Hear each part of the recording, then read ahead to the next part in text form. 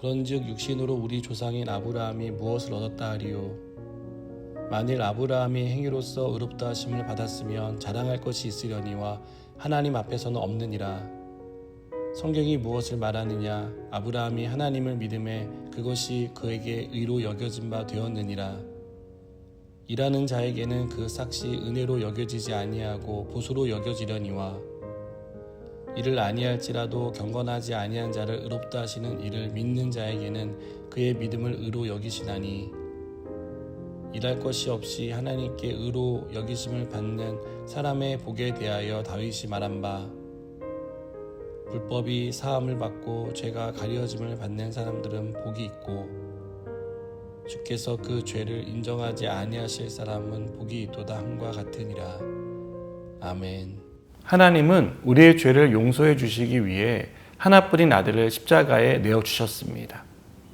바울은 우리가 얻은 구원은 행위에서 난 것이 아니라고 말합니다. 우리가 얻은 구원은 은혜로 주어졌습니다. 그러나 여전히 많은 사람이 행위로서 구원을 얻으려고 합니다. 금식을 하기도 하고 침묵을 하기도 하면서 금욕적인 삶을 통해 구원을 이룰 수 있다고 생각합니다. 이웃에게 선을 베풀고 공덕을 쌓아 구원에 이룰 수 있다고 생각합니다. 그러나 바울은 만일 아브라함이 행위로서 의롭다 하심을 받았다면 자랑할 것이 있으려니와 하나님 앞에서는 없다고 단언합니다. 하나님은 아브라함의 행위를 보고 그를 의롭다고 인정하지 않았습니다. 아브라함에게는 의롭다고 인정될 만한 행위가 없었습니다. 우리가 의로운 사람이 되고자 아무리 노력을 한다고 해도 의로운 사람이 될 수 없는 것은 행위에 흥결을 가진 사람이기 때문입니다. 죄를 짓지 않으려고 노력할 뿐이지 죄를 전혀 짓지 않는 사람은 아니기 때문입니다. 그래서 우리가 행위로 하나님께 의롭다고 인정받는 것은 불가능합니다. 하나님은 이런 우리의 성정을 잘 아십니다. 우리의 성정을 아시기에 행위가 아닌 은혜로 구원받는 큰 선물을 허락하셨습니다. 바울은 3절에서 성경이 무엇을 말하느냐?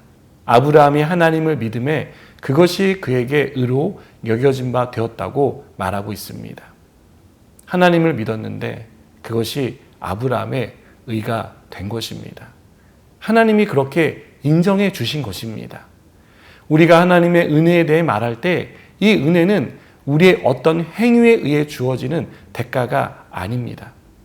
은혜는 바울이 5절에서 말하는 것처럼 이를 아니할지라도 경건하지 아니한 자를 의롭다 하시는 이를 믿는 자에게는 그의 믿음을 의로 여겨주시는 것, 바로 이것입니다. 하나님이 우리에게 베푸시는 은혜는 우리가 무죄한 상태에 머물고 있을 때 주어진 것이 아닙니다. 우리가 죄 가운데 살고 있을 때 그 죄를 없이 하심으로 베풀어 주신 것입니다. 불법한 것이 있지만 하나님이 우리의 죄를 가려 주셨습니다. 우리의 죄를 예수 그리스도의 피로 씻으시며 우리를 의롭다고 말씀해 주셨습니다. 우리가 받은 구원은 한마디로 하나님 은혜의 결정체입니다. 아무것도 한 것이 없지만 예수님을 믿음으로 구원을 받았습니다. 하나님의 은혜는 우리가 구원받는 데만 나타나지 않았습니다. 우리의 모든 삶에 나타났습니다. 오늘 우리에게 주어진 삶도 하나님의 은혜로 주어졌습니다. 하나님은 우리에게 한없는 은혜를 베풀어 주십니다.